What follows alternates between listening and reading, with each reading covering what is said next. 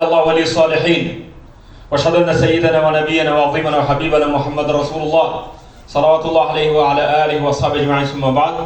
Allah Taala hamd sanalar peygamberge dürüt ve salamlardan keyin urmatlı Müslüman bir tuğanların barınarga Allah Taala'nın tinçligin, rahmatın, berekesini kalıp salamdaşam. Assalamu aleykum ve rahmetullahi ve berekatuh.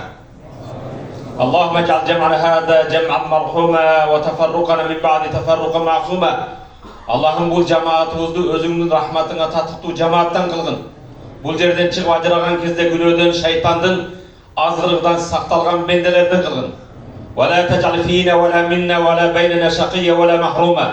Allah'ım bizdin aramızda, biz dua kılgan hiç bir insandı baktısız kılbagın. Hurmatlı Müslüman bir tuğanım, Peygamberimiz sallallahu aleyhi ve sellem özünün bir hadisinde seyatikum akvamun yatlubunel ilme fe izâ ra'aytumuhum fekûlu lehum marhaban bi vasiyeti Resulillah.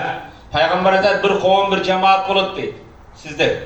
Al cemaat ilim talap kılıp geledi deydi. Belki hazır Abdüoy bazarga gelgen joksuңar. Maksat ilim talap kılıp geledi deydi Peygamberimiz. Fe izâ ra'aytumuhum şu ilim talap kılıp kelgen cemaatty körsüңөр deydi. Menin atımdan, menin namımdaydı Peygamber marhaban bi vasiyeti Resulillah. Rasulullah vasiyat kılgan cemaat hoş geldiňer dep aytıp koygula deydi. Rasulullah aytgan cemaat hoş geldiňer. Hurmatly Müslüman bir tağım, Allah Taala kelimeti Kur'an'da vattaqu yawman turja'una fihi ilallah. Summa tuwaffa kullu nafsin ma kasabat ve hum la yuzlamun. Vattaqu yawman turja'una fihi ilallah. Allah Taala nasına kaytı baratırgan günden korkular. Faiz bıçakla turgan günden emes. Allah Taala nasına baraturgan yerden korkular. Vattaqu yawman fihi turja'una ilallah. Summa tuwaffa kullu nafsin ma kasabat. Al күні her bir adam özünün kesbine jaraşa, amalına jaraşa jesiyligin je jazasını aladi. Ve hum la yuzlamun. Allah Taala hiç kimge zulüm kılmaydı.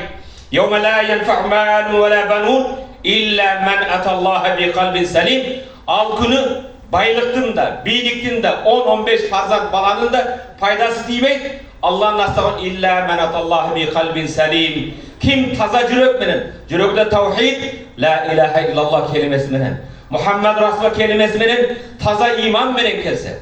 Peygamberimiz sallallahu aleyhi ve sellem sahabalara ceddidu imanakum, imanыңарды жаңылағыла deydi. Telefondu жаңыладыңар, kiyimdi жаңыладыңар, işti жаңыладыңар, kvartiralarını жаңылар. Keyfe müceddid imanen ya Resulallah. O Allah'ın elçisi imandı kanday жаңылайды Peygamber. Aksiru min kavli la ilahe illallah. La ilahe illallah kelimesini köp aytılar. İmanыңар жаңырады deyip bir kelime aytalım.